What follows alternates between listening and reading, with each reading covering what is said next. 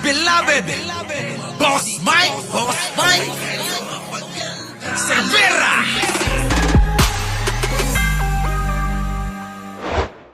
Po, sinasabi na kapag ka po kayo ay tumayong senator judges, dapat meron kayong neutrality. Dapat hindi bias.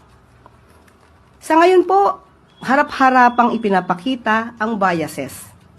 Sana po igalang nila ang taong bayan at magpakita naman ng konting kahihiyan dahil ang sinisilbihan nila ay ang taong bayan, hindi para sa iisang tao lamang. Correct. Oh, tama naman eh. Mga kababayan, eto na ang banat na Malacanang.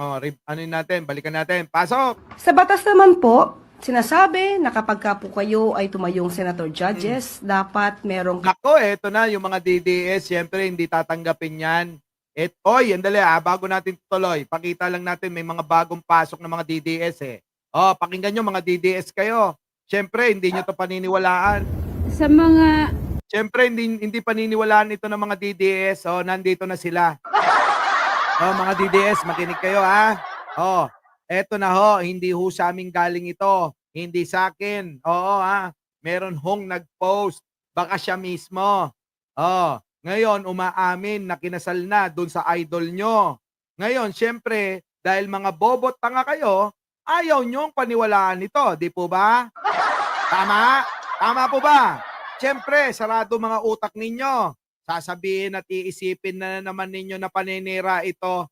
Paano kung mapatotohanan ito? Mananatili pa rin naman kayong mga bobot mangmang, di ba? Ganun yun.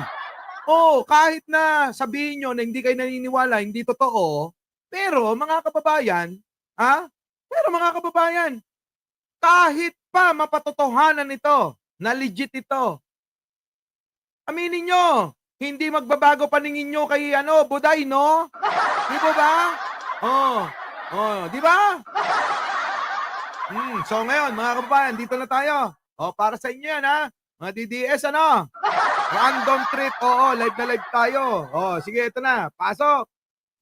Po, sinasabi na kapag ka po kayo ay tumayong senator judges, dapat meron kayong neutrality. Yan, neutrality, mahalaga yan bilang isang hurado. Judge, mga kababayan, na hindi natin nakita sa mga senador nung nakaraang araw. Tuloy. Dapat hindi bias. Dapat hindi bias. Ayan na. Ayon na po yan sa Malacanang. Tuloy. Sa ngayon po, harap-harapang ipinapakita ang biases. Sana po igalang nila ang taong bayan at magpakita naman ng konting kahihiyan dahil ang sinisilbihan nila ay ang taong bayan, hindi para sa iisang tao lamang. Tama! Sa batas naman po, Tama, di po ba mga kababayan? Hindi po dapat pinagsisilbihan ng iilang tao lamang. Kailangan bilang hurado, judge o ano pa mang katawagan, kung kayo ay nandiyan sa katayuan na yan, maging neutral kayo. Maging balansi kayo. Maging masunurin sa inyong sinumpaang tungkulin at trabaho. Sa nakita ng Malacanang, eto na, hindi naging patas itong mga senador, kaya sinasabi na yung mga nagiging bias na senador, mahiya naman kayo. Kasi mga kababayan, kapal talaga ng mukha, di po ba? Kayo nang bahala na humusga. Pero karamihan ng mga nagsasalita na matatalino, mga kababayan, talagang halatang halata. Pinagloloko na tayo. Di po ba? Kaya nga sabi nung isang batikang columnist, pasok! Wala namang alam yun eh. So, ang masakit nga nito, lumalabas ang leader ngayon ng grupo, si Bato Yung sinusunod ng Senado. Si Bato de la Rosa. I'm sure, kaya nila sinusunod yon hindi dahil charming yung mama. O merong connection sa Holy Spirit. Hindi yun eh. Kaya sinusunod yun dahil sa patron niya kay Duterte. Yun. Kaya nangyayari yun. Yung kaya nangyayari mga kababayan. So eto na yung pag-aanalisa ng isang batikang journalist. Opo ha. O eto na mga kababayan, balikan natin. Sabi rito, Si Bato naman, wala namang alam yun eh. wala naman talagang alam kasi bobo yun eh. Kung hindi ba naman mga bobo yun mga kababayan, aba, patulan ba naman yung AI generated na video at i-post pa mga kababayan kung hindi ba naman tatanga-tanga, abay i-post pa sa kanyang social media, ginawang halimbawa. Pero meron ako nakikita, yung gawa nila, sila na lang talaga naniniwala. Tingin ko mga kababayan, yung AI generated video na pinost ni Bato, sila rin may gawa niyan kasi wala nang naniniwala. Gusto lang nilang lituhin, lokohin ang taong bayan. Sa mga ganyang klase, matagal na nilang ginagawa. Tuloy. So, ang masakit nga nito, lumalabas ang leader ngayon ng grupo, si Bato eh. Ayun na nga, si Bato na talaga. Oo, kita nyo, leader ng mga tanga.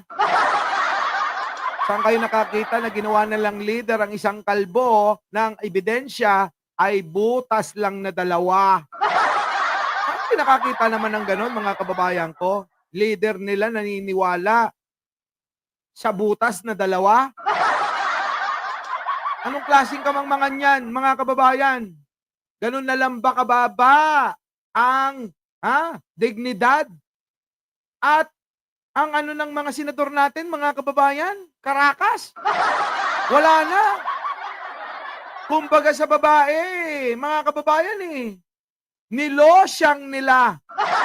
Nilosyang nila ang Constitution dahil kay Bato at sa isang bakla. Tuloy. Yun ang sinusunod ng Senado.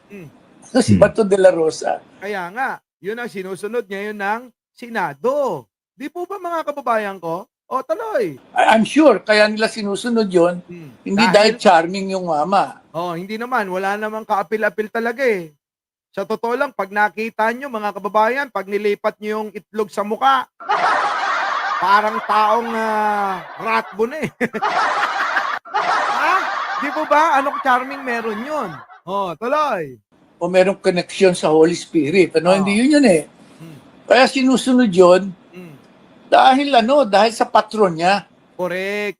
Kaya sinusunod si Bato kasi nga dahil kay Duterte na matanda at saka kay Buday na naiisyong ikinasal sa isang kapwa babae.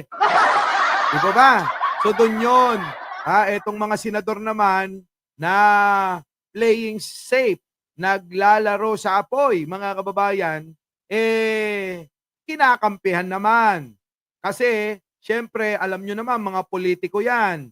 Kung saan sila makikinabang, kahit papano, minsan kanilang aayunan. Di ba? Kasi iniisip ng mga yan, bakit pa namin aayunan si Pangulo? Oo, nagtatrabaho naman yon. Dito na lang kami.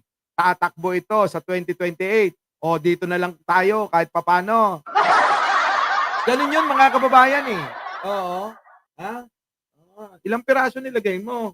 Ito na. Kay Duterte. No? Kaya nangyayari yun. Kaya nangyayari. Our beloved Boss Mike Cervera.